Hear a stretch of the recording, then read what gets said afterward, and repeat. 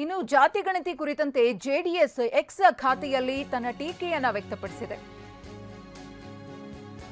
DCM DK Shivakumar ಅವರ ಹೆಸರು ಉಲ್ಲೇಖ ಮಾಡಿ ವ್ಯಂಗ್ಯವಾಡಿದೆ ಜೆಡಿಎಸ್.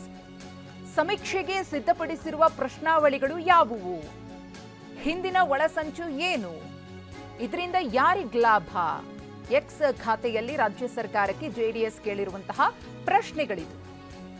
ಜಾತಿ ಗಣತಿ ಅನ್ನೋದೇ ಒಳಸಂಚು ಅಂತ ಹೇಳಿ ಇಲ್ಲಿ ಜೆಡಿಎಸ್ ಆರೋಪವನ್ನ ಮಾಡ್ತಾ ಇದೆ. ಆ ಒಳಸಂಚು ಅಥವಾ ಷಡ್ಯಂತ್ರ ಇದೆಯಲ್ಲ, ಅದು ಏನು ಅಂತ ಹೇಳಿ ಜೆಡಿಎಸ್ ಪ್ರಶ್ನೆಯನ್ನ ಮಾಡಿದೆ.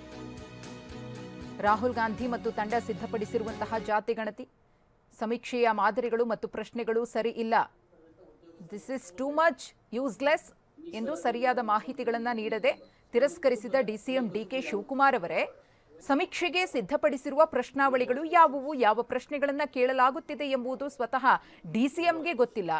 ಗಣತಿದಾರರು ಕೇಳುವ ಪ್ರಶ್ನೆಗಳಿಂದ ಡಿಸಿಎಂ ಅವರಿಗೆ ಇರಿಸುಮುರುಸಾಗ್ತಾ ಇದೆ. ಇನ್ನು ಜನಸಾಮಾನ್ಯರ ಪಾಡೇನು ಅಂತ ಹೇಳಿ ಜೆಡಿಎಸ್ ಪ್ರಶ್ನೆ ಮಾಡಿದೆ.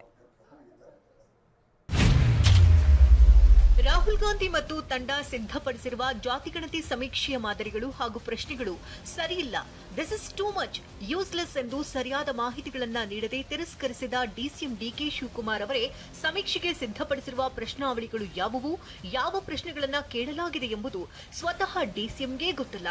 ಗಣತಿದಾರರು ಕೇಳುವ ಪ್ರಶ್ನೆಗಳಿಂದ ಡಿಸಿಎಂ ಅವರಿಗೆ ಇರಿಸು ಮುರಿಸಾಗಿದೆ. ಇನ್ನು ಜನಸಾಮಾನ್ಯರ ಪಾಡೇನು? ಉದ್ದುದ್ದ, ಅಸಂಬದ್ಧ, ಅನಗತ್ಯ ಪ್ರಶ್ನೆಗಳಿಗೆ ಉತ್ತರಿಸುವ ತಾಳ್ಮೆ ಹಾಗೂ ಸಮಯ ನಗರ ಪ್ರದೇಶದ ಮಂದಿಗೆ ಇರುತ್ತದೆಯೇ? ಕೇಂದ್ರ ಸರ್ಕಾರ ಮುಂದಿನ ವರ್ಷ ಜನಗಣತಿ ಜಾತಿಗಣತಿ ಮಾಡುವುದಾಗಿ ಪ್ರಕಟಿಸಿದ್ರೂ ಹಠಕ್ಕೆ ಬಿದ್ದು ಸಿದ್ದರಾಮಯ್ಯ ಸರ್ಕಾರ ರಾಜ್ಯದಲ್ಲಿ ಸಮೀಕ್ಷೆಯನ್ನ ತರಾತುರಿಯಲ್ಲಿ ಮಾಡ್ತಾ ಇರುವ ಹಿಂದಿನ ಒಳಸಂಚಾದ್ರೂ ಏನು? ಇದರಿಂದ ಯಾರಿಗೆ ಲಾಭ?